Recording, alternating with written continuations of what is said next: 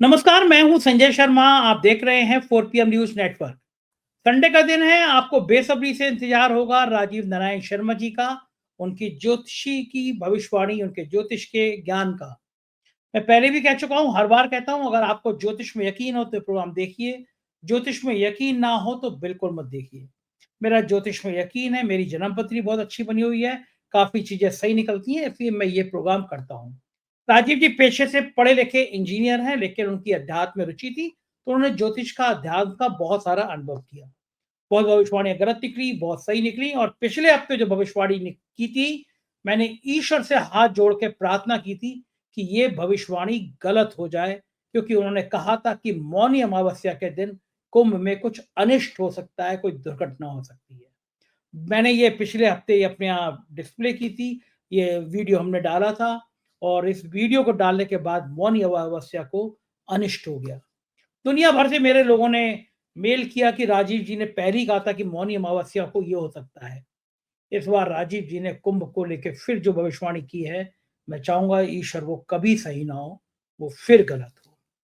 मैंने उनसे पूछा कि दिल्ली के चुनाव में किसकी सत्ता बनने जा रही है। वो भी इस बार के प्रोग्राम में खास तौर से आपके लिए उपलब्ध है। हम चलते हैं राजीव जी के पास, सुनते हैं। उससे पहले रिक्वेस्ट है, चैनल को सब्सक्राइब करना और ज्वाइन करना ना भूलें। चलते हैं राजीव जी के 4 PM न्यूज नेटवर्क पे। स्वागत है राजीव नारायण जी आपका, और आपकी तो बलिहारी है महाराज। आपने पिछली बार प्रोग्राम किया शायद 25 या 26 तारीख में, और ईमानदारी से कहूँ कि आपके प्रोग्राम का मुझे अच्छा नहीं लगा प्रोग्राम करके। मुझे अच्छा इसलिए नहीं लगा कि आपने उसमें कहा कि कुंभ का जो स्नान आ रहा है मौनी अमावस्या के दिन, उस दिन कुछ अनिष्ट का योग है, कुछ खराब हो सकता है, कुछ दुर्घटना का योग है। तो मुझे मन से अच्छा नहीं लगा, मुझे लगा कि आपकी भविष्यवाणी गलत हो जाए, बिल्कुल भी सही ना हो, कोई अनिष्ट ना हो। कुंभ के में करोड़ों आदमी आ रहा है, एक खरोच ना आए किसी को। लेकिन ईश्वर को तो कुछ और मंजूर होता है। इस सरकार की अव्यवस्थाओं के ऊपर कुंभ की बलि चढ़ गई, अराजकता की स्थिति हो गई। ना जाने कितने दर्जन लोग मर गए हैं, सरकार छुपा रही है, और आपकी भविष्यवाणी सही हो गई। 29 जनवरी का दिन अच्छा दिन नहीं है संजय जी। किसी प्रकार के फिर दुर्घटना का योग है, क्योंकि उस दिन चंद्रमा सूर्य इकट्ठे होंगे और मंगल उसको देख रहा है। तो ऐसे केसेस में ये अच्छा संकेत नहीं आता है कि कोई दुख का कारण ना बने। इस मेले में अभी भी दर्शकों आगजनी जैसे अनेक प्रकार के दुर्घटना का योग है। तो ईश्वर से प्रार्थना करूंगा प्रशासन पूरी अपने आप को मुस्तैद रखे। जो मैं चाहता था सही ना हो, वो भविष्यवाणी सही हो गई। अब आज मैं पूरी दुनिया से मेरे पास मेल आए हैं कि राजीव नारायण जी ने ये जीवन की सबसे बड़ी चुनौती स्वीकार कर ली थी, और ईमानदारी से बताऊं, मेरा तो मन ही नहीं कर रहा था ये प्रोग्राम आपका जारी भी कराऊं, कि क्यों क्यों मैं अपने सिर पे बला टालूं, मतलब बला ले लूं आके, आ बैल मुझे मार। इतना बड़ा कुंभ हो रहा है, 10,000 करोड़ खर्च हो रहे हैं, और मैं कह रहा हूं कि हमारे एस्ट्रोलॉजर कह रहे हैं कि मौनी अमावस्या के दिन अनिष्ट हो सकता है। मैंने सोचा कि जब मैं लगाऊंगा तो लोग मुझे बड़ा गरियाएंगे। हुआ भी है। उसे एक दो अफसरों ने कहा, एक दो नेताओं ने कहा कि यार, कुंभ में तो तुम्हें ये ज्योतिषी की भविष्यवाणी नहीं लगानी चाहिए थी। मैंने उनसे कहा, भाई मैं थोड़ी ना करता हूँ भविष्यवाणी, मुझे तो छोटी मोटी चंद्र और शनि सब आपके संग रह रह के थोड़ा सीख गया हूँ कि मेरी शुक्र की महादशा चल रही है, ये सब चीजें थोड़ी थोड़ी आती है मुझे, लेकिन आपके संग रह के मैं क्या, मैंने थोड़ी ना कहा था कि भैया कोई ग्रह ऐसा है जो अनिष्ट ले आएगा। तो राजीव नारायण जी की क्या बात है, मैंने तो बस माध्यम बन गया। बोले कुछ नहीं होगा, देखना भविष्यवाणी गलत हो जाएगी। अब उन्हीं लोगों का फोन मेरे पास में आया कि यार गजब है राजीव नारायण जी, ऐसी भविष्यवाणी करने की किसी के अंदर हिम्मत नहीं है। राजीव जी, कितना बड़ा खतरा लिया था आपने, और कैसे साबित हो गई ये अनिष्ट की भविष्यवाणी। कौन सा ग्रह ऐसा था जिसने भगदड़ मचवा दी, जिसने दर्जनों लोगों के प्राण ले लिए? था क्या वो ग्रह, कहाँ गलती हो गई? हाँ, देखिए संजय जी, मैं भी बहुत दुखी हूँ। सबसे पहले मैं आज आपके प्रोग्राम में, क्योंकि किसी जोशी को भी ये जो है दुखद भविष्यवाणियां करते हुए अच्छा नहीं लगता, और अच्छा लगना चाहिए भी नहीं। सबसे पहले मैं जितनी दिवंगत आत्माएं हैं जो इस दुखद हादसे में जिनकी मृत्यु हुई है, मैं उनके परिवार के लिए ईश्वर से प्रार्थना करूंगा कि भाई उन सभी दिवंगत आत्माओं को हे परमात्मा शांति प्रदान करें, और उनके परिवारजनों को इस असहनीय दुख को सहने की शक्ति प्रदान करें। और मैं ये भी प्रार्थना करूंगा कि परमात्मा जो लोग घायल हैं, जिन्होंने अपना सामान, जूते, चप्पल, अपना जे बेचारे कैसे कैसे गरीब गुरबे लोग दूर दराज से आते हैं, कई कई घंटों की जो है पैदल चलने के बाद में वो पहुंचे और ऐसे हादसे हो जाते हैं, तो जो घायल हैं उनके जल्दी स्वस्थ होने की कामना भी परमात्मा से करूंगा। देखिए, ज्योतिषी दरअसल क्या है, जो आपको भविष्य के आने वाले अच्छे बुरे दोनों समय का ज्ञान देता है। तो पहले मैंने हमेशा आपके प्रोग्राम में कहा है कि ज्योतिषी पहले राजगुरु होते थे। वो राजा को चेतावनी देते थे कि आने वाला ये समय खराब है, सो दैट राजा अपना मैनेजमेंट, अपना ऑर्गेनाइजेशन और उन सब चीजों को पूरा दुरुस्त करे, उनको ठीक करे। तो मेरी भविष्यवाणी उसी श्रेणी में थी कि मैं प्रशासन को और साधु संत महात्माओं को और भक्तजनों को भी एक आगाह करना चाहता था, इन्फॉर्म कर रहा था कि देखो भाई, ग्रहों का योग ऐसा बन रहा है और परिणाम आपके सामने। क्योंकि सबसे पहले मैं बार बार आपके कई प्रोग्राम में मैं बता चुका हूं, मैं वहां से शुरुआत करूंगा, जो बृहस्पति संहिता का कोट है। ग्रहों के अधीन ही यह संपूर्ण संसार है, ग्रहों के अधीन ही सभी श्रेष्ठ मनुष्य, राजनेता और अन्य महत्वपूर्ण व्यक्ति होते हैं। काल का ज्ञान भी ग्रहों के अधीन है और हमारे सभी कर्मों के फलों को देने वाले भी ग्रह ही होते हैं बृहस्पति से। विश्व के जितने भी धर्म संप्रदाय, इसको कहते हैं रिलीजन, कल्ट और सेक्स, सभी में काल के ज्ञान को पाने का महत्व रहा है। गणिता यानी एस्ट्रोनॉमी, गणिता कहते हैं, हिंदी है, एस्ट्रोनॉमी की हिंदी गणिता है। गणिता यानी astronomy, astrology which is a science of planets की ही एक फैकल्टी है, एक ब्रांच है, जिसके द्वारा काल यानी समय की कैलकुलेशन आदिकाल से हो रही है। जिसको आप मुहूर्त कहते हो, वो उसका बड़ा महत्व है, उसमें बड़ी रिसर्च होनी चाहिए। मैं तो कह रहा हूं, मेरी जबरदस्त मास्टरी है, मेरी मुहूर्त पे इतनी मास्टरी है, मैंने हमेशा पंगा लिया है आपके देश के, बनारस के लोगों से, आपके उज्जैन के बड़े बड़े संत महात्माओं से, ज्योतिषियों से भी, क्योंकि मैं साइंस का स्टूडेंट हूं, मुझे तो मैथमेटिक्स में मेरा कमांड ठीक ठाक था। मेरे 10th में 100 में से 100 मार्क्स थे मैथमेटिक्स में। तो मैं आपको बता रहा, इसलिए मैंने ये देखा कि ये निरंतर कुछ लोग गलतियां क्यों करते हैं, वो उसका कारण आगे बताऊंगा। तो ये हमेशा से आदिकाल से काल के गणना का महत्व रहा है। काल जो है वो पृथ्वी, चंद्र, सूर्य की गति के आधार पर कैलकुलेट किया जाता है। चंद्रमा, तभी तो दिन रात कहते हो आप, चंद्रमा, सूर्य और पृथ्वी की गति के आधार पर। और मजे की बात यह है कि जो सनातन संस्कृति, सनातन धर्म की हम बात करते हैं, वैदिक संस्कृति की 3 संध्याएं हैं हमारे यहाँ पूजा के। 3, जैसे मुस्लिम्स में 5 नमाज होती हैं, हमारे सनातन धर्म में 3 संध्या, मतलब ईश्वर को आराधना करने के 3 समय बताए गए हैं। एक प्रातः काल, एक मध्याह्न जब सूर्य पूरा उच्च डिग्री में होता है, और तीसरा संध्या काल जो गोधूली बेला से शुरू होता है, जब सनसेट होता है। और आपके सभी उत्सव और आपके त्योहार और 16 संस्कार, जिसमें प्रथम संस्कार आपका गर्भाधान है, 15वां संस्कार विवाह है और 16वां मृत्यु है। सभी संस्कारों में आपके इसी काल गणना का, ज्योतिष का इस्तेमाल किया जाता है। वो कैसे होती है ज्योतिष की काल गणना? क्या होती है? तिथि, पक्ष, नक्षत्र, वार, कर्ण, योग, मास और आयन, मतलब आयन कहते हैं सूर्य के मूवमेंट को, 6-6 महीने के, उत्तरायण और दक्षिणायन के आधार पर ही किए जाते हैं।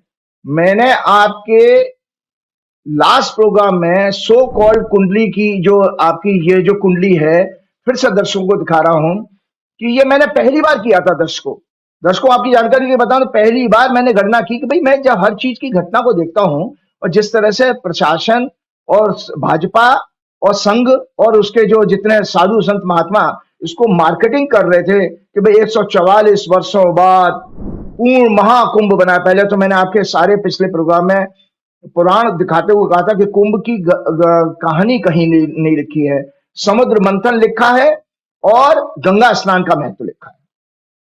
और साथ में यह कहा था कि महाकुंभ नाम की कोई चीज नहीं है, वो तो तुक्का लगाया गया कि 12 कुंभ हो जाएंगे, 12 से 12 गुणा करके आप 144 कहने लगे।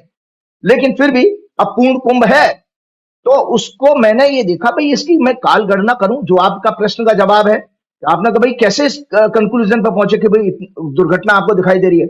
और बल्कि मैंने तो एक जो आपके इलाहाबाद के पूर्व कमिश्नर रहे हैं और नोएडा अथॉरिटी के पूर्व चेयरमैन भी रहे हैं। वो आईएएस महोदय को मैंने अपनी व्यक्तिगत बातचीत भी बताई थी कि मैंने उनको पहले ही जब कुंभ शुरू हुआ, मैंने भाई साहब इसमें आगजनी की कोई घटना दिखाई दे रही है, तो उन्होंने जब आगजनी की घटना घटी और मेरा गला खराब था, तो उन्होंने कहा यार राजीव कमाल है यार, आप क्या गणना कर देते हो। उसके बाद मैंने उसी समय उनको बताया, आपके प्रोग्राम करने से पहले मैंने भाई साहब 29 तारीख को भी कोई गड़बड़ होने वाला है, क्योंकि अमावस्या है। तो अमावस्या हमारे चंद्रमा के दो जो अवस्थाएं हैं जो हमारे धर्म संस्कृति में बड़े महत्वपूर्ण माने गए हैं संजय जी, अमावस्या और पूर्णिमा। अमावस्या को सूर्य की डिग्री और चंद्र की डिग्री बराबर हो जाती है, मतलब कंबस्ट हो जाता है। चंद्रमा अपनी अस्त हो जाता है सूर्य के सामने। सूर्य क्या है? पावर है, एनर्जी है, आग है। जब उसके पास कोई नजदीक ग्रह जाएगा तो उसकी आभा खत्म हो जाएगी, उसका अस्तित्व खत्म हो जाएगा। तो आपको दर्शकों को जानकारी के लिए बता दें, मैंने कैलकुलेशन कर ली थी कि जिस समय आपके 29 जनवरी की रात को 1 बजे से 1:30 बजे के बीच में जब यह दुर्घटना घटी है स्टैम्पेड की, उस समय चंद्रमा और सूर्य की लगभग बराबर डिग्री थी। 6 डिग्री कुछ मिनट का चंद्रमा था और 6 डिग्री 57 मिनट का करीब करीब आपका सूर्य था। मतलब एकदम डीप कंबशन में था चंद्रमा। और चंद्रमा मैंने जैसे बताया प्रजा का मन, सुख और शांति का कारक है, तो इसलिए दुर्घटना वहां दिख रही थी। क्योंकि अब मैं आपको बताता हूं कि भाई ये जो है, मैंने जब इसकी गणना की तो ये धनु लगन निकल के आया, और धनु लगन अपने आप में अग्नि तत्व का कारक है, सूर्य उसमें बैठा है जो अग्नि तत्व का कारक है, इसलिए मैंने आगजनी की बात की। और मजे की बात, मैं अभी टीवी रिपोर्ट्स वगैरह में देख रहा था कुछ जगह कि उस एक आग उसमें कह रहे हैं कि 200 टेंट जल गए थे पहली वाली अग्निकांड में, और उसके बाद भी 2 अग्निकांड और हो गए। एक अभी किसी प्रोग्राम में मैंने सुना देखा कि एक वीआईपी पूरी टेंट की 15-20 टेंट की जो कॉलोनी सी बनाई गई थी वो अनऑथराइज थी। मतलब इतने बड़े कुंभ में अनऑथराइज भी आपका अरेंजमेंट हो रहा है और वो जल के खाक हो गया। तो इस तरह से घटना घटी। फिर ये भगदड़ की घटना भी एक से ज्यादा हो गई है, ऐसा लोग बता रहे हैं। तो इसमें मैंने ये देखा कि नीच का मंगल 8वीं दृष्टि से सूर्य, शनि और शुक्र को प्रभावित कर रहा है, और इसमें मंगल जो है 5वें घर का लॉर्ड है। तो मैं दर्शकों को टेक्निकली चीज बताता हूं कि भाई ये जो कुंभ हुआ था, ये दरअसल शास्त्रों के अनुसार जो मैंने पिछले प्रोग्राम में बताए थे, उस शास्त्रों के में जो गणना के सिद्धांत बताए गए हैं उसके विपरीत हुआ था संजय जी। क्योंकि शास्त्र का सिद्धांत है, जो शास्त्र में लिखा है, ये चैलेंज है बनारस के बड़े से बड़े ज्योतिषी के साथ। मैं आज के सारे महामंडलेश्वरों, सारे शंकराचार्यों, क्योंकि मैं भगवान हनुमान जी का भक्त हूं साधारण सा, मैं आपको बता देता हूं, मैं कई शंकराचार्यों को मिल चुका हूं। मैं स्वरूपानंद जी का भी आशीर्वाद प्राप्त किया है। मैं आपके कैलाशानंद, आपके राम भद्राचार्य, इन सभी संतों को देख चुका हूं, मिल चुका हूं। तो इनको ज्योतिष नहीं आती, जीरो नॉलेज है ज्योतिष की, मतलब काल का ज्ञान इनको जीरो है, आता ही नहीं है। ये तो बस अपने बाबा बने हुए हैं। एक सेकंड, आप कैलाशानंद जी से भी मिल चुके हैं? जी हाँ जी, मिल चुका हूँ। अरे मैं भी उनके चक्कर में आ गया था, मैंने भी उनके संग रह के काफी दिन गुजारे।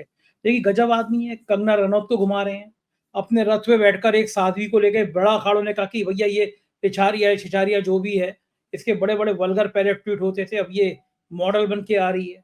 फिर पता चला उनकी कुछ और कहानी सामने आई। पता चला कि उन्होंने तो गुरु हत्या पे भी उनके ऊपर आरोप लगा, यौन शोषण का उनके ऊपर आरोप लगा।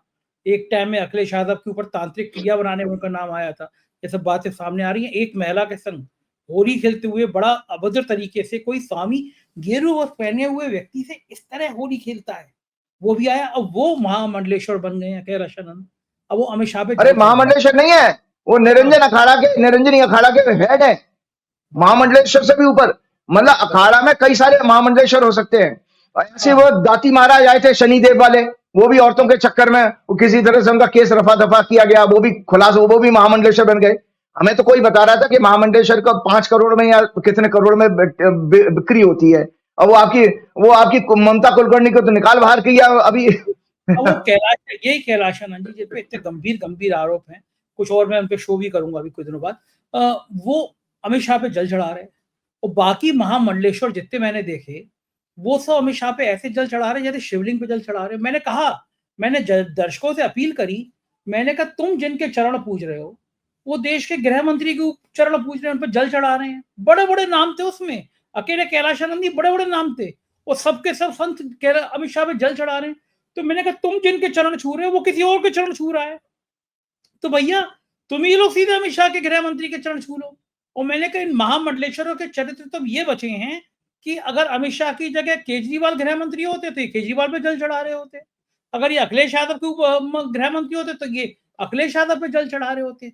मैं ये पूछना चाहता हूँ राजीव जी, करोड़ों लोग आते हैं बड़ी आस्थाओं के साथ, चरण छूते हैं क्योंकि आप गेरुआ वस्त्र पहने हुए हैं, आपका सम्मान करते हैं, लेकिन आप इस तरह महिलाओं को, फिल्म एक्टरों के संग अभिभूत होकर हेलीकॉप्टर में घूम रहे हो, एक ऐसी विवादित एक्ट्रेस को अपने संग घाट पे बिठा के अपने रथ में ले जा रहे हो, महिलाओं के संग बड़े अभद्र तरीके से होली खेल रहे हो और फिर अमित शाह पे जल चढ़ा रहे हो।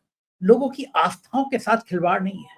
कितने मन से भगवान समझते हैं लोग आपके, यार ये गेरुआ पहने हुए महाराज है हमारे, इनके चरणों में लौट जाओ, चरणों की धूल मिल जाए इनके, और ये गृह मंत्री पे ऐसे लट्टू हो जा रहे हैं। एक और ऐसी एक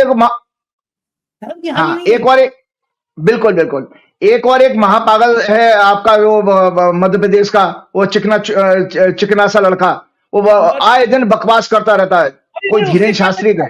उसने क्या कह दिया, बाबा बागेश्वर ने आज क्या कहा, उसने कहा कि जो गंगा के तट पे मरे तो बड़ा अच्छा है, इनको सीधा मोक्ष मिलेगा।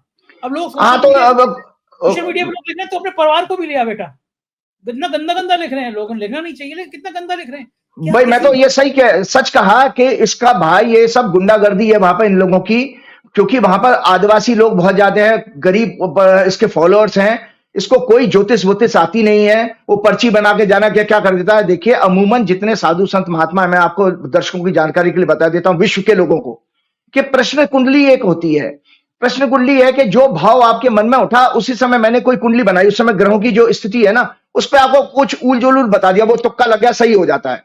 जैसे आपसे कहा कि एक फूल पुष्प उठा के दिखा दो, या आपसे कहा एक आप सांस कौन सी लेफ्ट से ले रहे हो या राइट से ले रहे हो, सिद्धांत कुछ बने हुए हैं कि आपका कोई एक स्टार्टिंग पॉइंट वो फिक्स कर देंगे, उस पर कुंडली बन जाते हैं। तो इस तरह के और इसके फिक्स प्रोग्राम होते हैं, मैंने कई प्रोग्राम देखे थे, सब नकली हैं, इसी के लोग होते हैं, वो बैठे हुए होते हैं, वो अपनी बातें करता रहता, महाबकवास।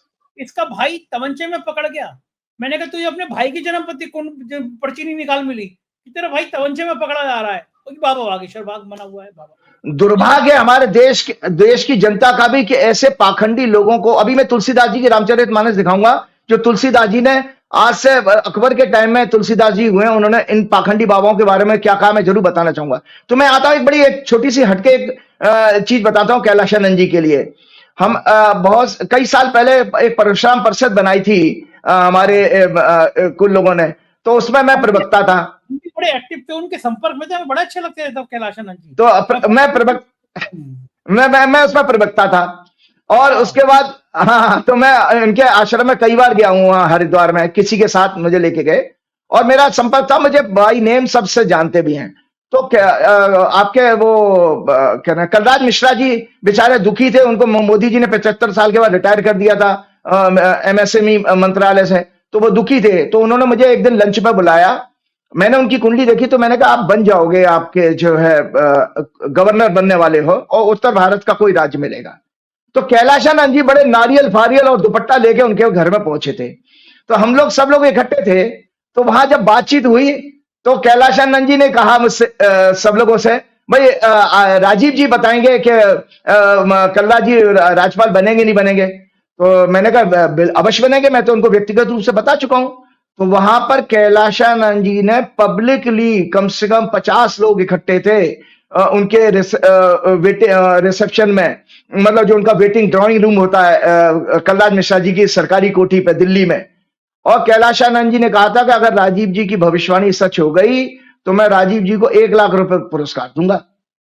भाई मैं आज आपके प्रोग्राम के माध्यम से कहता हूं कि स्वामी जी, महाराज जी, आप तो बहुत पैसे वाले हो, आपके पास तो सुनने में आया कि प्राइवेट हेलीकॉप्टर भी है और कई मर्सिडीज है इनके पास में।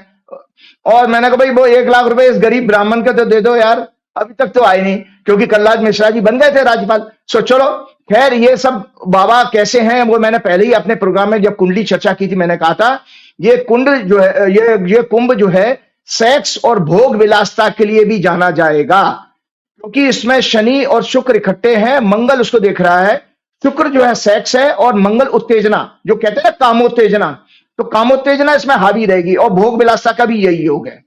और इसके साथ साथ मैंने ये भी कहा था, चूंकि चौथे और 10वें घर में राहु केतु हैं, तो चौथा घर होता है हमारे घर का, सुख शांति का, और 10वां घर होता है कार्यशैली, प्रशासन, एडमिनिस्ट्रेशन का। तो मैंने इसमें एक और भविष्यवाणी, 5वें घर का लॉर्ड, इस जो कुंडली दर्शकों मैंने दिखाई है, मेष राशि 5वें घर में आएगी, धनु लगन में। तो 5वां घर होता है भक्ति का, ध्यान का। उसका उसका स्वामी मंगल नीच का 8वें घर में है। तो मैंने आपके पिछले प्रोग्राम में ही कहा था कि इस कुंभ में, सो कॉल्ड महाकुंभ में, आध्यात्मिक और भक्ति और ध्यान शक्ति 0 होगी। तो यहां पर आपको सुनने में क्या आ रहा है? वो अनुपम खेर डुबकी लगा के गए, कि वो एक डांस वाला, एक डांस को कोरियोग्राफर था, वो डुबकी लगा के गया। वो हेमा मालिनी कह रही हैं, हेमा, शर्म आनी चाहिए हेमा मालिनी को। एक एक एक सोशल इन्फ्लुएंसर है, तान्या नाम है शायद उसका हमने ट्वीट भी किया। हमने देखा एक दिन एक मोहतरमा का एक वीडियो वायरल हो रहा है, बाउंसर के संग खड़ी हुई, कह रही कहाँ भीड़ है, देखिए कितना खाली तट है, हम हैरान, पूरा कुंभ में खाली और अकेले मोहतरमा, बाउंसर पीछे खड़े हुए। हमने सर्च किया मोहतरमा है कौन, पता चला मोहतरमा तो बड़ी पहुंची हुई चीज है। पर्यटन विभाग का हजारों करोड़ का बजट है, तो पर्यटन विभाग के जो सबसे बड़े अफसर हैं, उनके संग मोहतरमा बड़ी गुफ्तगू करती नजर आ रही थी। तो हमें पता चला कि पर्यटन विभाग ने खासी कृपा की है इनके ऊपर। मालूम करा रहे हैं कि कितने करोड़ दिए या नहीं दिए हैं।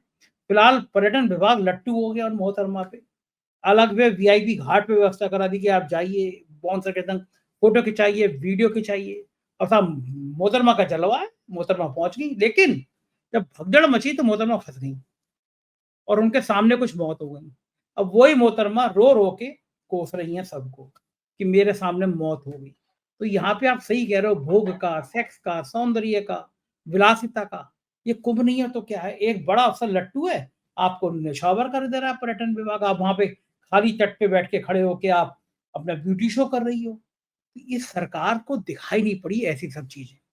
अजीत जी आप सही कह रहे हो कि कोई ना कोई ग्रह गड़बड़ता, ये भोग विलासिता हो। बिल्कुल बिल्कुल, वो है ना, मैंने कहा ना, मैंने तो बता दिया, अनैतिक सेक्स का कारक होता है शनि और शुक्र का कॉम्बिनेशन, और मंगल उसको देखे तो 100%। तो मैं आपको बता रहा हूं, क्योंकि देखिए ये दुखद बात है। मैं सबसे पहले अपने विषय पर आता हूं कि जो टेक्निकली शास्त्रों में लिखा है कि इलाहाबाद में पूर्ण कुंभ तभी होगा जब बृहस्पति वृषभ राशि में, 2 नंबर राशि में, और सूर्य जो है मकर राशि में आए, और चंद्रमा भी मकर राशि में होना चाहिए। तो क्योंकि वृषभ से चंद्रमा जो है वो सूर्य मकर राशि 9वां घर बनता है। 9वां घर हमारे यहाँ तीर्थ का माना गया है, आध्यात्मिक शक्ति और चेतना का माना गया है। तो दर्शकों को जानकारी बता देता हूं, दर्शक इस कुंडली को देखें, 13 जनवरी की कुंडली को, कि सूर्य जो है धनु राशि में था और बृहस्पति से सदाष्टक योग बना रहा है। सदाष्टक योग होता है कैंची, कि बृहस्पति से अगर हम सूर्य को गिरे तो 8वें घर में, और सूर्य से जो है बृहस्पति को गिना जाए तो 6ठे घर में। कैंची योग भी कहते हैं इसको देसी भाषा में। तो सदाष्टक योग बना, तो इसमें तो कुंभ होना ही नहीं चाहिए था 13 तारीख को। और ये 14 जनवरी की कुंडली है। दर्शकों देखो, 9 बजे की कुंडली है, 14 जनवरी की, मकर संक्रांति की, और मकर संक्रांति को सूर्य 9 बजे मकर में आ गया। यहां पर कंडीशन पूरी हो रही थी। तो टेक्निकली शास्त्रों के अनुसार यह कुंभ 14 तारीख को 9 बजे से पहले शुरू नहीं होना चाहिए था। ये चैलेंज है पूरे आपके सनातन धर्म के एक से बड़े एक तुर्रम खागो, मेरा खुला चैलेंज है मेरे से शास्त्रार्थ करने किसी भी प्लेटफॉर्म पे, चाहे वो बनारस विश्वविद्यालय के हों, चाहे वो उज्जैन के जोशी हों। अगर नहीं कर सकते तो इसका मतलब है आप हमारे सनातन धर्म को कमजोर कर रहे हो। मौन रह करके आप सत्ता की, माया की गुलामी करते हो, और परमात्मा इस जीवन में आपको दंड जरूर देगा। तो मैं जल्दी से इसकी टेक्निकल खामियां बताता हूं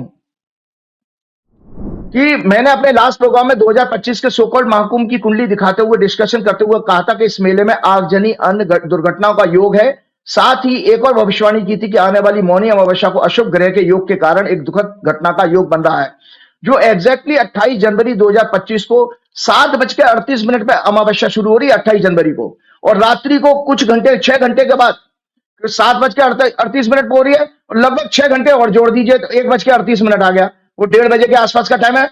6 घंटे में ये कांड हो गया। और अमावस्या शुरू होने के बाद 29 जनवरी को लगभग 1:30 बजे के आसपास घटी हुई थी, जिसमें कई दुखद मृत्यु और घायलों के होने के समाचार आ रहे हैं।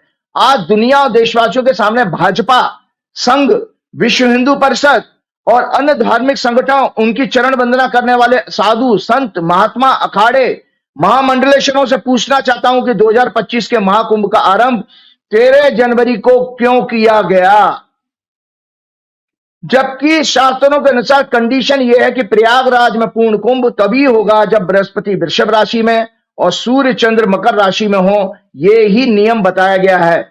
लेकिन 13 जनवरी को जब पौष मास की पूर्णिमा लगभग प्रातः 5:30 बजे शुरू हुई, उस समय तो सूर्य धनु राशि में था और देवगुरु बृहस्पति से सदाष्टक योग बना रहा था 6-8 का, 6-8 एक्सिस कहते हैं। जबकि हमारे शास्त्र कहते हैं कि बृहस्पति की 9वीं दृष्टि सूर्य पर होनी चाहिए, कि सूर्य हमारी आत्मा का कारक है। तो आपका आध्यात्मिक आयोजन तभी होना चाहिए जब सूर्य और चंद्रमा पर बृहस्पति की दृष्टि हो, नहीं तो नहीं होना चाहिए। और मकर राशि में शास्त्र के इस नियम का उल्लंघन करके गलत दिन पर कुंभ आरंभ करने का परिणाम आप सब लोगों के सामने है कि किस तरह से इसमें नाना प्रकार की कंट्रोवर्सियां आ रही हैं, लगातार कंट्रोवर्सियां आ रही हैं, भ्रष्टाचार आदि अधूरी जानकारी। एक और जानकारी बता दे, एक संत महोदय का नाम नहीं लूंगा, बेचारे बहुत भले सज्जन हैं, बहुत पूरे भारतवर्ष में 1% भी अच्छा संत नहीं है, लेकिन वो 1% अच्छे संतों में से एक संत आते हैं। उन्होंने 10 दिन तक कोई कथा वगैरह की थी वहां। उन्होंने मुझे अभी 3 दिन पहले बताया कि राजीव जी इतना बुरा हाल है, चारों तरफ शौचालय बने नहीं है, लोग खुले में शौच कर रहे हैं। और जो नाले आपके गंगा में गिरते हैं, इन बदमाशों ने क्या किया, जिनको ठेका दिया गया होगा कुंभ के आयोजन का, उसमें नाले के पाइपों में छेद करके फाउंटेन बना दिए, फव्वारे बना दिए। तो उसमें नाले का पानी निकल रहा, तो उस वक्त चारों तरफ बदबू बहुत हो रही है उसमें, इसी वजह से। और वो बता रहे हमारी कथा में कई सारे लोग ऐसे आए जो बीमार पड़ने लगे हैं। तो इस तरह की अवस्था, नालियां पूरी तरह खुदी नहीं, शौचालय पूरे बने। देखिए, this is next to impossible. आप एआई का सहारा लेके ये कहते हैं 10 करोड़ आ गए। 10 करोड़ कितने, लगभग उत्तर प्रदेश की आधी आबादी, लगभग 20-22 करोड़ की आबादी है ना। अब संजय जी आप खुद हो जी, आप तो बड़े पत्रकार हैं, आप तो उस तरफ के क्षेत्र को कवर करते रहे हैं। अगर 10 करोड़ आदमी क्या उस छोटे से जमीन के टुकड़े पे इकट्ठा हो सकता? इम्पॉसिबल, कभी नहीं हो सकता। अब आप ये कहते हैं, जब मैंने कहीं प्रोग्राम में सुना था कि भाई उत्तर प्रदेश सरकार, आदित्यनाथ जी की सरकार ये कहती है कि हमने 10,000 सफाई कर्मचारी लगाए थे। अब बताइए पूरे प्रदेश में अगर सफाई कर्मचारियों की संख्या निकाली जाए तो लाखों होगी पूरे प्रदेश के लिए, उसके आधे कर दो तो भैया कई लाख लगाओ, 10,000 क्या कर लेगा वहां, भुइयां उखाड़ेंगे क्या? 10,000 तो कुछ कर ही नहीं सकते वहां पर सफाई कर्मचारी। और वो भी सफाई कर्मचारी कितने मुस्तैदी के साथ काम है, कोई सो रहा है कोई जाग रहा है, तो आप 25% भी मान लो, 20% मान लो जो एक्टिव होंगे। तो इस तरह से वहां पर गंदगी बहुत है, जो कई वीडियो लोगों ने शेयर की। मैं आगे अपने विषय पे आता हूं। तो इस शास्त्र के इस नियम का उल्लंघन करके गलत दिन पर कुंभ आरंभ करने का परिणाम आपके सामने है। आम जनता के टैक्स के पैसों से लगभग 8,000 करोड़ रुपए खर्च करके इस मेले को वीआईपी और राजनीति का मेला बनाकर मार्केट किया गया। आम जनता जानवरों की तरह धक्के खाकर कई घंटों तक जाम में भूखे प्यासे फंसे रहकर कई किलोमीटर पैदल चलकर गंगा स्नान के लिए पहुंचना चाहती है, और उसे निर्देश दिया जा रहा है कि आप कहीं पर भी स्नान कर लें। जबकि सत्ता के दलाल चमचे नेता अनिल अंबानी, हेमा मालिनी, ममता कुलकर्णी, अमित शाह, अदानी शानो शौकत के साथ बीच संगम पर बड़े आराम से स्नान करते हुए पुण्य कमाने का ढोंग दिखा रहे हैं, और गोदी मीडिया के निरंतर प्रचार के द्वारा आम जनता के कष्टों का मजाक उड़ाया जा रहा है। आप ये फोटो दिखा रहे हो तो आप जनता का मजाक उड़ा रहे हो। आपने उसको सोचिए किस तरह की वो यारी। मैं तो मेरा बहुत दिल दुखी है, मैं कह नहीं सकता। देखिए, भगवान से प्रार्थना करूंगा संजय जी कि हे हनुमान जी महाराज, मुझे इतनी आध्यात्मिक शक्ति दें कि मैं श्राप देने की स्थिति में आऊं। तो मैं श्राप देना चाहूंगा समस्त भाजपा को, समस्त विश्व हिंदू परिषद को, समस्त जो है आरएसएस को, समस्त महामंडलेश्वरों को, समस्त अखाड़ा के प्रमुखों को, कि तुमने जो सनातन धर्म के साथ अन्याय कर रहे हो, भक्तों के साथ अन्याय, भक्तों से तुम्हारी पहचान है, तुम भक्तों के बिना शून्य हो। जितने भी अखाड़े वाले हैं सब दान पेटियां खोल खोल के लगा के बैठ जाते हैं। ऐसा कहा जा रहा, देखिए, और पुण्य कमाने का ढोंग दिखा रहे हैं, कैसे मजाक कर रही है गोदी मीडिया। ऐसा कहा जा रहा है कि इलेक्शन कमीशन को धता बताकर दिल्ली चुनाव के दिन 5 फरवरी को मोदी स्नान करेंगे, ऐसा जानकारी आ रही है। और वोटिंग को प्रभावित करने की मंशा से मीडिया उसको 5:30 बजे तक लगातार दिखाएगी, यही इनकी साजिश है। चीफ इलेक्शन कमिश्नर भांग खाकर इस सबका आनंद ले रहे हैं। भांग खा ली उन्होंने तो राजीव कुमार ने। ये साधु संत महात्मा अखाड़ों के मठाधीशों के अंदर अगर 1% भी, संजय जी, इन सारे संत महात्माओं के अंदर अगर 1% भी तपोबल होता तो ये दुर्घटना को रोक के दिखा दे। ऐसे दुख आए ना भाई, अगर आप तपोबल है आपके अंदर, आप हिमालय में जाने कहां का तपस्या कर रहे हो तो रोक के दिखा दो। अगर नहीं है तो तुम भी ढोंगी हो, तुम भी पाखंडी हो, जिसका कि तुलसीदास जी ने यह वर्णन किया है। मैं जल्दी से तुलसीदास जी की बात दिखाता हूं। ये जो है मैं पढ़ के सुनाता हूं, बल्कि मैं किसी का अपने बात नहीं कहूंगा। वो कहते हैं कलयुग के पापों ने सब धर्मों को ग्रस्त लिया। ये उत्तरकांड में तुलसीदास जी आज के संत महात्माओं के बारे में जो कह रहे हैं, कलयुग के पापों ने सब धर्मों को ग्रस्त लिया है। सदग्रंथ लुप्त हो गए हैं। घमंडियों ने अपनी बुद्धि से कल्पना करके बहुत से पंथ प्रकट कर दिए हैं, जो अलग अलग धर्म बना दिए हैं। कलयुग में ना वर्ण धर्म रहता है, ना चारों आश्रम रहते हैं। सब पुरुष स्त्री वेद के विरोध में लगे रहते हैं। ब्राह्मण वेदों के बेचने वाले, राजा प्रजा को खाने वाले होते हैं। वेद राजा प्रजा को खाने वाले का मतलब शोषण करने वाले। वेद की आज्ञा कोई नहीं मानता। जिसको जो अच्छा लग जाए वही मार्ग है। डींग मारता है वही पंडित है। मिथ्या आरंभ करता है, आडंबर करता है और दंभ में लगा रहता है, उसी को लोग संत कहने लगे हैं। जिस प्रकार आप सोचिए, जो आचारहीन है और वेद मार्ग को छोड़े हुए हैं, क्या कहते हैं, कैलाशानंद जी और फलाने ठिकाने बाबा, कोई चिदानंद सरस्वती है, कोई रामदेव है, कोई आपके कई सारे महात्माओं के नाम है, अवधेशानंद जी हैं। इन सभी लोग सुन ले तुलसीदास जी आपके बारे में क्या कह रहे हैं। जो आचारहीन है, वेद मार्ग को छोड़े हुए हैं, कलयुग में वही ज्ञानी और वही वैराग्यवान है। जिनके बड़े बड़े नाखून और बड़ी बड़ी लंबी जटाएं हैं, वही कलयुग में प्रसिद्ध तपस्वी हैं। आगे तुलसीदास जी और कहते हैं, जिनके आचरण दूसरों का अहित करने वाले हैं, उन्हीं का बड़ा गौरव होता है, वही सम्मान के योग है। जो मन वचन और कर्म से झूठ और बकवास करने वाले, तो वही कलयुग में हमारे आदित्यनाथ की तरह वक्ता माने गए हैं। और इसके अलावा तुलसीदास जी कहते हैं, जो पराई स्त्री में, कैलाशानंद जी के लिए क्या कह रहे हैं तुलसीदास जी, जो पराई स्त्री में आसक्त, कपट करने में चतुर और मोह द्रोह और ममता में लिपटे हुए हैं, वही मनुष्य ब्रह्म और जीव को बताने वाले ज्ञानी हैं। मैंने ऐसे कलयुग का चरित्र देखा है। तो मैं आपको बता रहा हूं, सन्यासी, ये जो बड़े बड़े इन्होंने जो कहते हैं, मुझे वही प्रयागराज के पूर्व कमिश्नर बता रहे थे कि राजीव, वहां पर ये बड़े बड़े अखाड़ा वाले लोगों ने 1-1 लाख रुपए टेंट का पर डे का चार्ज कर रहे हैं। तो उन लोगों के सुनिए तुलसीदास जी क्या कहते हैं, सन्यासी बहुत धन लगाकर घर सजाते हैं, उनमें वैराग तो रहा नहीं, उसे विषयों ने हर लिया है। तपस्वी धनवान हो गए हैं और गृहस्थ दरिद्र हो गया है। बेचारा गृहस्थ इसी तरह सड़क पर मेरा मरा जा रहा, कीड़े मकोड़ों की तरह से कुचल कुचल के। प्राण कैसे निकले होंगे दुखे, हे तात कलयुग की लीला कुछ कही नहीं जाती। ये तुलसीदास जी ने कहा। सोचिए कि प्राण कितनी तकलीफ में निकले होंगे। आपको पता है, जल में मृत्यु, अग्नि में मृत्यु और भीड़ में स्टैंपेड के जरिए मृत्यु में प्राण शांति से नहीं निकलते हैं, तड़फ तड़फ के निकलते हैं। तो मैं आज दर्शकों को ये दिखाना चाहता हूँ, गरुड़ पुराण में, इस गरुड़ पुराण में संजय जी आपको कहीं जानकारी मौका मिला हो, मृत्यु के उपरांत ये गरुड़ पाठ का पाठ कराया जाता है। और इसमें मृत्यु की पूरी क्रिया बताई गई, मृत्यु के संस्कार पूरे बताए गए हैं, अंतिम संस्कार का पूरा ज्ञान है इसके अंदर। और आत्मा कहते हैं कि 1 वर्ष तक जो है वैतरणी नदी पार करके परमात्मा के पास जाती है, मतलब 1 साल की यात्रा रहती है। उस तक का पीरियड ये बताया गया इसमें। तो मैं आज दर्शकों आपको जानकारी के लिए बता देता हूं कि जिन्होंने उस दिन इस दुखद घटना के बाद बिना श्रद्धांजलि दिए, बिना उन मृतक लोगों के तर्पण के और स्नान किया है, वो सब पाप के भागीदार हैं, जिस दिन मौनी अमावस्या के दिन किया है। और ईश्वर जो है, उनके जो उन लोगों की आत्मा उस समय भटकेंगी और भटकेंगी, क्योंकि उनका संतुष्टि, उनका तर्पण तो किया नहीं गया। तो ये इस कुंभ के रहे सहे असर को खत्म करेंगी और इस सब के पापी जो है, ये महामंडलेश्वर, प्रशासन, अधिकारी और इवन भाजपा संघ और मोदी शाह सब बनेंगे। क्योंकि आपने देखा वो शाह का, जब मैंने देखा 27 तारीख को, और शाह जब घूम के आया है, तो सोचिए 48 घंटे से कम समय में दुर्घटना घट गई है। एक आदमी, एक तो डरपोक इतना है कि वो पूरी डुबकी नहीं लगाई, उसका ऊपर पीठ दिखाई दे रही थी।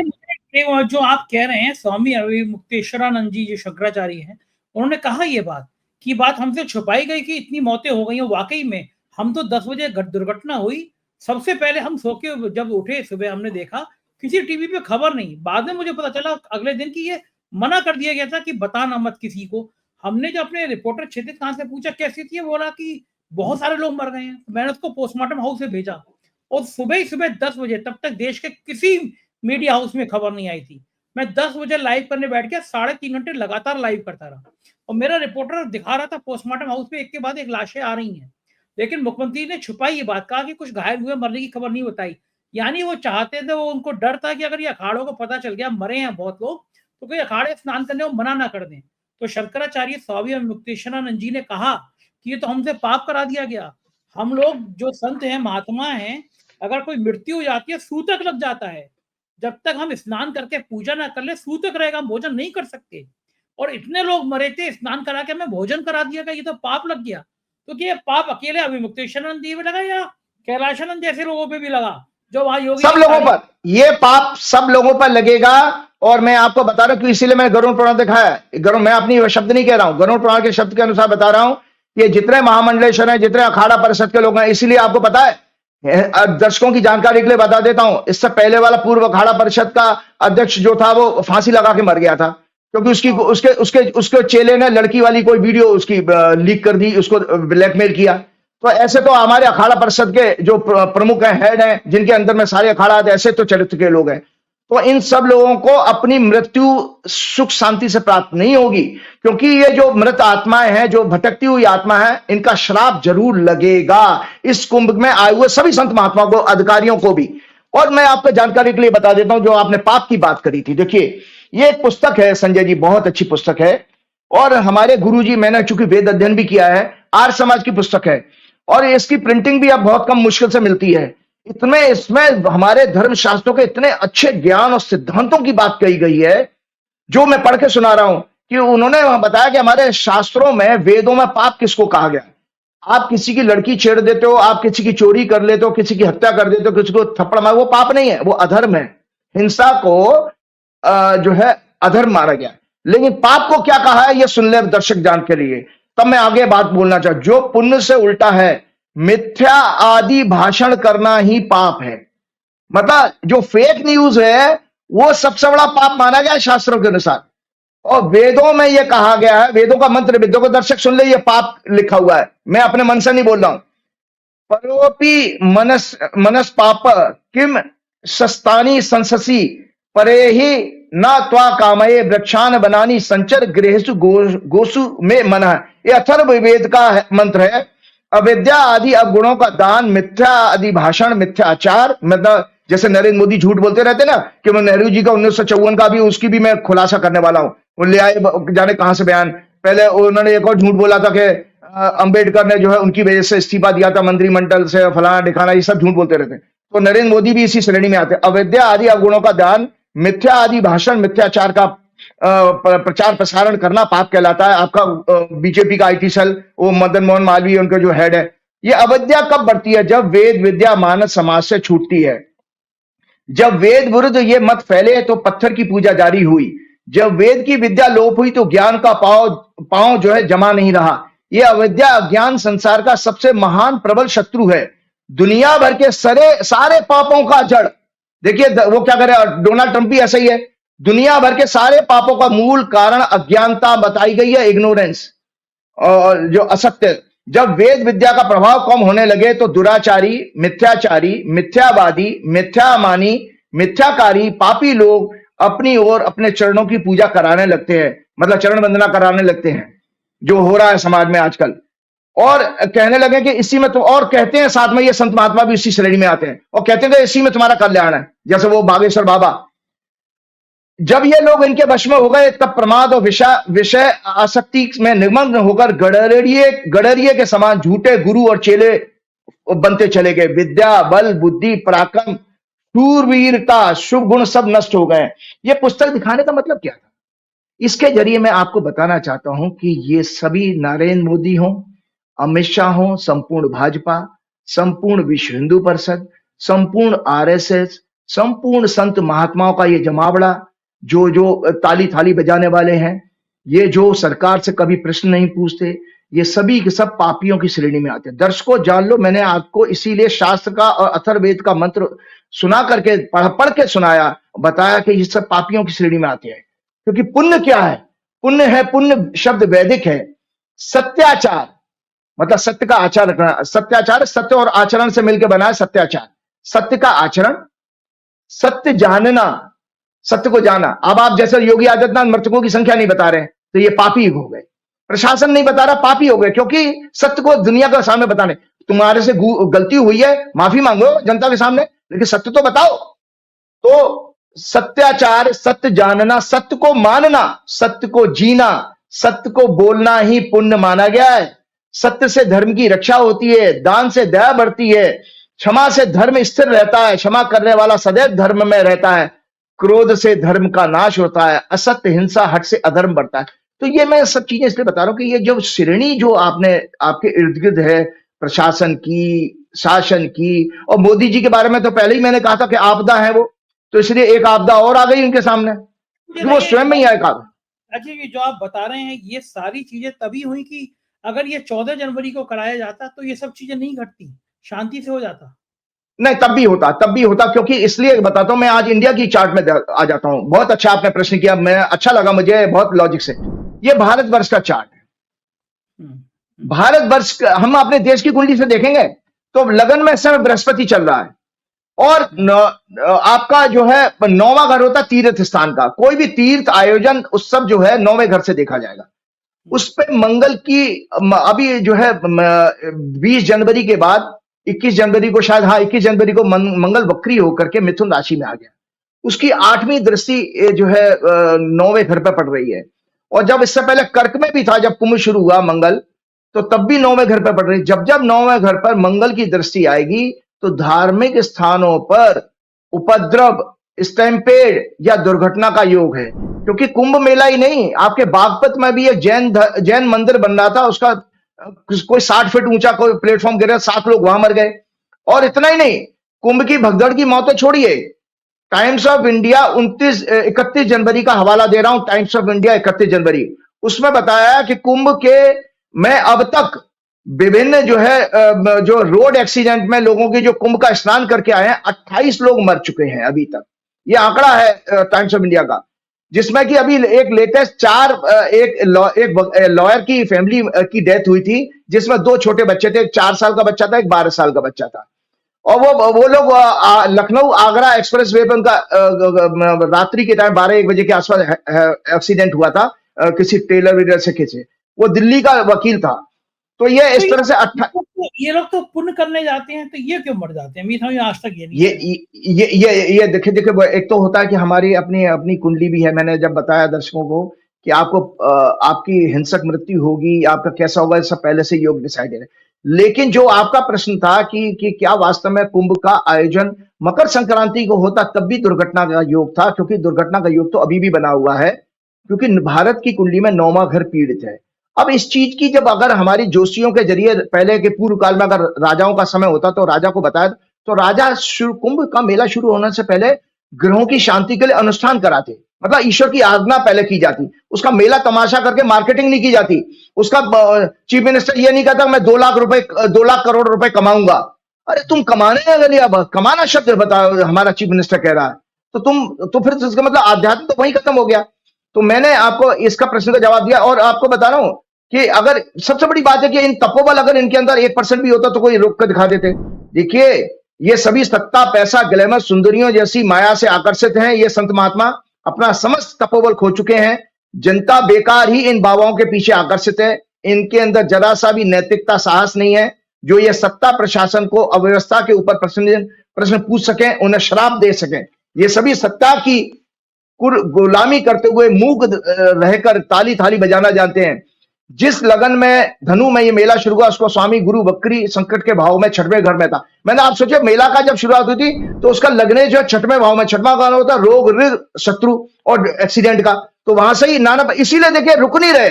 आप एक घटना हो जाती तो जोशी की बात गलत मान देते, लेकिन तो आप देख रहे लगातार न्यूज आ रही है और आगे भी आने वाली है। जल्दी से मैं आपको बता देता हूं, मोदी जी जिस दिन स्नान करने का योजना बना रहे, मुझे नहीं पता, कुछ लोग कह रहे थे कि 5 को जाएंगे, कब है, लेकिन दर्शकों 3 तारीख को जो आने वाली भविष्यवाणी मैं एक और करने जा रहा हूं कि ग्रहों का योग अच्छा नहीं है, जिस दिन बसंत पंचमी का नहान आ रहा है।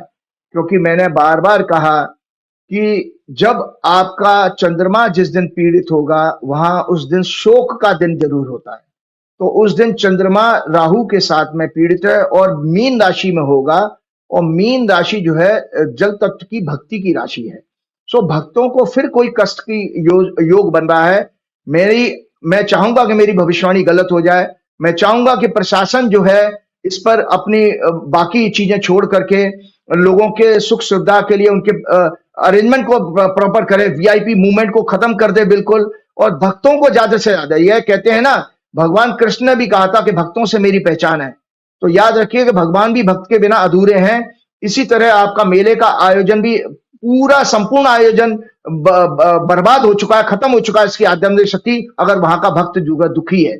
इस तरह अगर कीड़े मकोड़ों की तरह मरेगा तो ये इसका श्राप पाप आप सभी लोगों को लगने वाला है। तो मैं चाहूंगा कि मेरी बात, आपका प्रोग्राम सारा प्रशासन उत्तर प्रदेश का सुनता है कि भाई 3 तारीख की विशेष रूप से व्यवस्था की जाए, क्योंकि उस दिन भी ग्रहों का योग अच्छा नहीं है, किसी तरह के दुखद समाचार आने का योग है। मैंने टेक्निकली आपको बता दिया। देखो, और भाजपा सरकार ने आपको बताया कि कोविड पीरियड में 2020 में एक अर्धकुंभ हरिद्वार में होना चाहिए था, तो इन्होंने एक कुंभ इसी तरह से बार बार निरंतर एक ही तरह के अहंकार है ना इनके अंदर, तो ये गलती करते हैं बार बार कि अपने शास्त्रों का अवहेलना कर देंगे, नेग्लेक्ट कर देते हैं, कुछ नहीं होता। अब वो सोचिए, वो पागल आदमी, एक वो आपका विश्व हिंदू परिषद का हेड है पागल, वो क्या कह रहा है कि ये तो गॉड की विल है, ये दुर्घटना घट हो गई। अबे तुम्हारे घर में मर जाता ना, तुम मर जाते तो फिर कहते कि गॉड की विल है, तुम कह के दिखाते। शर्म आनी चाहिए ऐसे बकवास आदमियों को। इनको तो इनके परिवार समेत जो है भगवान इनको दंड दे, बड़े से बड़ा। ऐसी मैं ईश्वर से प्रार्थना करता हूं। बने फिरते हैं विश्व हिंदू परिषद के हेड, मुखिया, बदतमीज कहीं के, इनको शर्म नहीं आती बिल्कुल। इनको कैसे पदों पर बैठे हुए हैं ये लोग। इनको तो बिल्कुल पब्लिक इनका मुंह काला करके गधे पे घुमाना चाहिए ऐसे लोगों को जो कह रहे हैं कि ये भगवान की मर्जी थी। भगवान की मर्जी तुम कौन हो तो डिसाइड करने वाले भगवान की मर्जी क्या होती है? तो आपके बताएं, देखिए भाजपा सरकार ने चुनाव में प्रभावित करने के लिए 2022 का जो अर्धकुंभ 2021 में कर दिया, 2022 में इनको वो करना था। इसी तरह राम मंदिर के शिलान्यास में इन्होंने दक्षिणायन में, जब सूर्य दक्षिणायन में था, जबकि शिलान्यास का नियम है, नींव भरने का नियम होता है फाउंडेशन का कि हमेशा उत्तरायण में नींव भरनी चाहिए, कोई मकान हो, दुकान हो, कोई मंदिर हो, कोई भी। इन्होंने अगस्त के महीने में किया था मोदी जी ने। उसके बाद प्राण प्रतिष्ठा भी जब मंदिर की, जो आपने बड़ा एक डिटेल में प्रोग्राम भी किया था कि बिना ध्वज के, बिना मंदिर के पूर्ण हुए उन्होंने कर दी। तो ये सब चीजें निरंतर गलती कर रहे हैं। और चलते चलते देखिए, मैं तो परमात्मा से यही कहूंगा और भक्तों के लिए एक संदेश ये देना चाहूंगा, फिर उसके बाद एक राजनीतिक दिल्ली में अभी एक पॉलिटिकल बात भी करनी है मुझे आपसे। जी, हाँ, मैं बिल्कुल करेंगे। चलने के बाद मत करिए, 10 मिनट और बात। नहीं, हाँ, तो मैं पहले तो दर्शकों में आपसे ये प्रार्थना करूंगा कि देखिए, कहते हैं ना वो हमारी कहावत है, मन चंगा तो कटौती में गंगा। आप अपना गंगा स्नान स्वयं इसी मन में धारण कीजिए। परमात्मा ने अपना अंश है, ममे वांशो जीव लोगे जीव भूत सनातना। भगवान कृष्ण ने गीता में चैप्टर 15 में कहा है कि हे अर्जुन, सभी मनुष्यों के अंदर मेरा अंश है। अरे परमात्मा तो आपके अंदर है। तो उस परमात्मा का स्मरण, आत्मा का स्मरण करते हुए अपने बकेट में, बाल्टी में 2 गंगा जल की बूंद डालिए। आपको कुंभ के मेले का, कुंभ के स्नान का पूर्ण रूप से फल मिलेगा। क्योंकि मैं शास्त्रों के अनुसार बहुत जल्दी सी चीज बता रहा हूं कि जब यज्ञ सबसे श्रेष्ठ है, क्योंकि इसमें हिंसा नहीं होती। अन्य यज्ञ हिंसा के साथ ही होते हैं। वाचिक यज्ञ क्या है, बहुत अच्छा माना गया है। उपांशु, जिसमें केवल होठ हिलते हैं, वो श्रेष्ठ है। और मानस अति श्रेष्ठ है, जिसमें अंतर मन में जाप चलता है, मतलब आप बोलते नहीं हो, अंदर ही अंदर जप चल रहा, वो सर्वश्रेष्ठ माना गया। मानस पूजा से 1000 गुना पुण्य प्राप्त होता है, क्योंकि भगवान को किसी भी सांसारिक पदार्थ या वस्तु की आवश्यकता नहीं है। वे तो भाव को ही स्वीकारते हैं, प्रेम करते हैं। मानस पूजा से चित्त बहुत जल्दी एकाग्र, कंसंट्रेट हो जाता है और सरल हो जाता है। आत्मा चूंकि परमात्मा का अंश है, उसे भी मानस पूजा अच्छी लगती है। मानस पूजा में हम सभी ईश्वर को, देखो क्या है, पृथ्वी रूपी गंध चंदन, कि हम अगर स्मरण करेंगे, मैं पृथ्वी रूपी चंदन आपको अर्पित करता हूं, मन में। मैं आकाश रूपी पुष्प आपको अर्पित करता हूं, ये मानस पूजा शास्त्रों में है। मैं वायु रूपी धूप आपको अर्पित करता हूं। मैं अग्नि रूपी दीपक आपको अर्पित करता हूं और अमृत रूपी नैवेद्य का आपको अर्पण करता हूं। तो इस तरह के हमारे शास्त्रों में बहुत अच्छी चीज बताई गई है। जरूरी नहीं है कि आप वहां पर धक्के खा के प्रशासन की इस मार से आप पीड़ित हो। मैं प्रार्थना करूंगा कि बाकी दिन में आप करिए। ये मेरा दावा है हनुमान जी की भक्ति के कारण। आपको इन संत महात्मा अखाड़ा वालों से ज्यादा अच्छा बड़ा पुण्य प्राप्त होगा। बिल्कुल ठीक है राजीव जी, अब एक भविष्यवाणी और कर दीजिए मेरे को आप, क्योंकि बहुत सारे लोगों ने मुझसे सवाल पूछने को कहा। हमारा ये प्रोग्राम 2 तारीख को रिलीज हो रहा है और 3 दिन बाद दिल्ली का चुनाव है। दिल्ली के चुनाव की झलक थोड़ी सी दिखला जाइए। बड़ा मोदी बनाम केजरीवाल, दिल्ली पूरी सुलगी हुई है। दिल्ली की दिशा किधर जा रही है? दिल्ली का सिंहासन, दिल्ली का ताज केजरीवाल के सिर पर या फिर भाजपा के सिर पर? क्या आपके गहराई बताते हैं? देखिए, पहली तो मैं दर्शकों ये बता दूं, ये मैंने 2 कुंडलियां बनाई हैं। ये 2 कुंडलियां हैं कि जिस दिन 5 फरवरी को चुनाव होगा तो 7 बजे की कुंडली बना दी, सुबह 7 बजे वोटिंग शुरू होती है। और एक कुंडली बनाई है 8 फरवरी की, जिस दिन परिणाम आ रहा है। तो परिणाम आएगा तो हमने लगभग संजय जी 12 बजे मान लिया कि 12 बजे तक सारे रिजल्ट क्लियर हो जाएंगे, दोपहर के 12 बजे तक, ठीक है ना। तो हमने 12 बजे की कुंडली बनाई और 5 फरवरी की 7 बजे की कुंडली बनाई है। तो सबसे पहले मैं एक आपको दर्शकों जानकारी के लिए बता देता हूं। पहली जो है कुंडली मैं आपको दिखा रहा हूं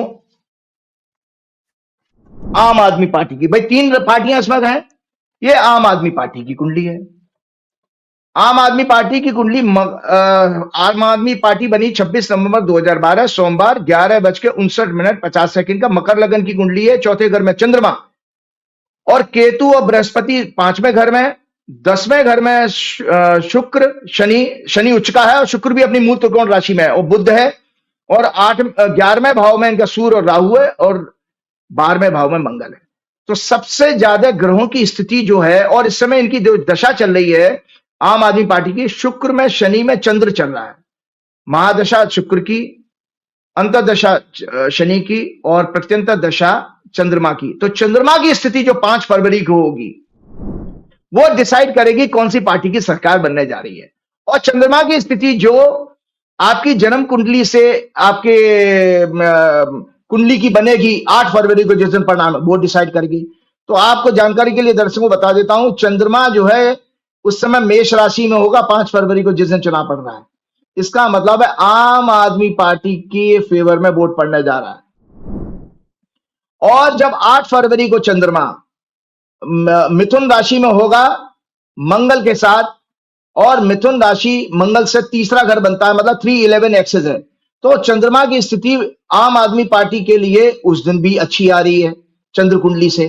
सो एक तो मैंने ये देखा, और इनकी दशा जो है आम आदमी पार्टी की 410 एक्सिस की है। चौथा घर सिंहासन क्राउन होता है और 10वां घर सत्ता का होता है। तो ये देखिए एक छोटा सा एलिमेंट्री नॉलेज रखने वाला ज्योतिष का आदमी भी कह सकता है कि भाई इस पार्टी के लिए राजयोग का योग है, क्योंकि इनकी 4-10 की दशा चल रही है। अब आ जाती है मैं आपकी कांग्रेस की कुंडली। कांग्रेस की कुंडली में चंद्रमा की स्थिति, कांग्रेस की जो कुंडली है ये रही आपकी, सॉरी दर्शकों, ये 2 जनवरी 1978 की कुंडली है कांग्रेस की। तो कांग्रेस की जो फॉर्मेशन हुई थी वो 2 जनवरी 1978 को, और इनकी मीन लगन की कुंडली है। इनका चंद्रमा, इनकी चंद्र राशि कन्या है। तो चंद्रमा जो है जिस दिन वोट पड़ रहा है इनकी कुंडली में 8वें भाव में होगा, तो कमजोर अवस्था आ रही है। आपका चंद्रमा जो है पब्लिक का परसेप्शन है, मतलब पब्लिक की ओपिनियन, जनता की राय। तो जनता की राय कांग्रेस के फेवर में नहीं जा रही, क्योंकि जन्म के चंद्रमा से 8वां जा रहा है। एक कुंडली मैं अब बीजेपी की दिखा देता हूं, क्योंकि बीजेपी की कुंडली भी है मेरे पास में।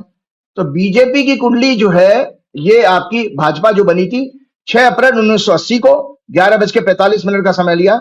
इनकी चंद्र राशि वृश्चिक है। तो वृश्चिक राशि से ये 6वें भाव में होगा चंद्रमा।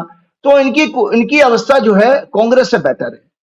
मतलब जब हम कहें कि एक्सीलेंट अगर है तो आम आदमी पार्टी की कुंडली, और कांग्रेस के लिए अच्छा समय नहीं है। उनकी वर्षफल जरूर अच्छा है, थोड़ा वोटिंग परसेंटेज बढ़ जाएगी, कुछ एक आध सीट आ जाए, मैं नहीं कह सकता क्योंकि सीट प्रेडिक्ट करना मेरा काम नहीं है। और बीजेपी के लिए थोड़ा बेटर आती है टैली उनकी। लेकिन सरकार में जो है अरविंद केजरीवाल की, मैंने पिछले प्रोग्राम में एक बार चर्चा की थी कि अरविंद केजरीवाल जी की कुंडली में उनको वही जो है अरविंद जी की, मैंने बताया भी था आपके प्रोग्राम में, ये अरविंद की कुंडली है। अरविंद की कुंडली में शनि जो है 8वें भाव में जा रहे हैं। और आप सोचिए, आपके प्रोग्राम में मैंने कहा था कि इनके खिलाफ कोई षड्यंत्र जरूर रचा जाएगा, तो उनको जेल भेजने की पूरी तैयारी के इलेक्शन कमीशन भी डंडा लेके पीछे पड़ गया। बेवजह के बेफजूल के वो कर रहे हैं। और इसके साथ साथ उनको वो दोबारा उनकी फाइल खोल दी गई है, क्या उनको परमिशन वगैरह दे दी केस चलाने की। तो ये अरविंद की कुंडली में थोड़ा सा 29 मार्च के बाद जो शनि है उनकी जो महादशा चल रही है वो 8वें घर में जा रहा, राहु तो षड्यंत्र का शिकार हो रहे हैं। हाँ, आम आदमी पार्टी की सरकार बननी है, ये आपके प्रश्न का जवाब है। एक चलते चलते मैं एक छोटी सी कुंडली जरूर चर्चा करना चाहूंगा आपके सामने, और फिर उसका प्रोग्राम समाप्त करूंगा, क्योंकि जब टाइम तो हो ही गया है। वैदिक ज्योतिष में कहते हैं भाई ये मेडिकल एस्ट्रोलॉजी है, ये है मेडिकल एस्ट्रोलॉजी। और ये देखिए, आपको दर्शकों की जानकारी के लिए बता देता हूं, ये इसका फोटो आप भेजिए, दिखा दीजिएगा। ये आपके कुंडली के सारे साइन है। इसमें जो बॉडी में देखो, तुला राशि जो आ रही है 7 नंबर तुला राशि, नाभि से नीचे का पेट आता है, एब्डोमेन, नाभि से नीचे का पेट। तो आपकी जानकारी के बता दो, उपनिषद का एक श्लोक है, यथा पिंडे तथा ब्रह्मांडे। तो मतलब जो पिंड है फिजिकल बॉडी, जिस जैसे ब्रह्मांड में 9 ग्रह हैं, इसी तरह 12 राशियां, इसी तरह 12 राशियां आपके शरीर भी उसी तरह बना हुआ है। तो मैं आपको दर्शकों एक जानकारी के लिए मैंने आइडेंटिटी उनकी छिपाई है। एक कुंडली ये मैं दिखाता हूं, 5 नवंबर 1949 की कुंडली है। इस कुंडली में देखिए दर्शकों, ये कुंडली आपने देख ली है और आपके प्रोग्राम में लगाएंगे कि तुला राशि जो है, शनि और मंगल, इसमें कन्या लगन की कुंडली है, शनि मंगल सिंह राशि में है, और तुला राशि में सूर्य और बुध है, और शनि तीसरी दृष्टि से तुला राशि को पीड़ित कर रहा है। इन सज्जन का मेरे पास 4 PM की वजह से इन्होंने कांटेक्ट किया मुझे। इन सज्जन का जब मेरे पास फोन आया, भी पिछले हफ्ते की बात बता रहा हूं, तो इन सज्जन को पार्किंसन की बीमारी है, और क्योंकि 49 का जन्म है, 76 साल की एज, 76 ईयर की, तो हाथ पैर कांपने वाली, पार्किंसन, चलने में गिरना, वो कह रहे हैं इनको अलर्टनेस काफी कम हो गई है। तो मैं, और इसके बाद इनको, इनकी कुंडली में है तो कैंसर जैसा योग, क्योंकि शनि मंगल को हमने देखा था कैंसर जैसा योग आता है। तो संजय जी इंटरेस्टिंग बात बता रहे हो, तो ये मेरे से अपनी बीमारी के बारे में जानना चाहते थे कि मुझे ब्रेन का डिसऑर्डर है, न्यूरो प्रॉब्लम होती है ना, न्यूरो। तो मैंने उनसे पूछा कि मैंने आपको कॉन्स्टिपेशन रहता है क्या? तो उन्होंने कहा हाँ जी, मुझे कब्ज की बहुत शिकायत है। तो मैंने आपकी बीमारी का कारण, पार्किंसन की बीमारी का कारण आपकी गट हेल्थ है। तो आपको बता दूं, इससे पहले मैं एक अखबार में पढ़ चुका था कि कैलिफोर्निया यूनिवर्सिटी में एक रिसर्च हुई थी कि 26% लोगों को पार्किंसन के लिए वो प्रोन होते हैं जिनको आंतों की समस्या होती है, जिनका पेट साफ नहीं होता। तो एक कुंडली मैंने ये दिखाई है, एक कुंडली और मैं दिखाता हूं, ये 23 फरवरी 1955 की कुंडली है, ये फीमेल की है, ये दिल्ली का जन्म है, 23 फरवरी 1955। दर्शक इस कुंडली को भी देखेंगे, मैं सारी कुंडली आपको बताऊंगा कि इस कुंडली में शनि तुला राशि में है, मंगल मेष राशि में है, तो यहां पर भी तुला राशि पीड़ित हो रही है। इन महिलाओं को 4था स्टेज का आंतों का कैंसर डिक्लेयर हुआ, और अबू धाबी में इनका ट्रीटमेंट चल रहा है। तो आपने देखा दर्शकों, हमारी जो मेडिकल एस्ट्रोलॉजी की किताब दिखाई, मैंने कहा तुला राशि आपके नाभि से नीचे का पेट है। 2 कुंडली दिखा दी कि तुला राशि पीड़ित हो रही है, तो आपको आंतों की समस्या आ रही है। एक कुंडली और मैं दिखा रहा हूं संजय जी, उसके बाद आपका प्रोग्राम समाप्त करना चाहूंगा। ये कुंडली और देखिए, ये एक मॉडरेटली जवान इंसान की है। इनका जन्म हुआ 15 जून 1978 का, 1978 का, ये भी दिल्ली का बर्थ है। ये अमेरिका में बड़ी हाई पोजीशन पर थे किसी कॉर्पोरेट में। इनके पिताजी ने मुझे संपर्क किया और ये कहा कि भाई मैं समझ में नहीं आ रहा, मेरा बेटा यहाँ इंडिया आया था अपने पिताजी से मिले, शादी नहीं हुई इन सज्जन की, और जब वो आया तो उसके पेट में दर्द हुआ। मेदांता हॉस्पिटल में उसने वो चेकअप कराया तो उसको 4th स्टेज का कोलोन कैंसर, आंतों का कैंसर मिला है, और इस व्यक्ति की कभी भी डेथ हो सकती है। इनके पिताजी ने मुझे पिछले हफ्ते बात करी थी, तो उन्होंने कहा क्या है, मैंने कहा भाई इनके लिए तो संभावना बचने की नहीं है, क्योंकि 29 जनवरी के बाद तो और ज्यादा है। तो मैं दर्शकों फिर बता देता हूं, इस कुंडली में भी आप देखिए कि जो लोग ज्योतिष में प्रश्न चिन्ह लगाते हैं, इसमें भी तुला राशि पीड़ित हो रही है।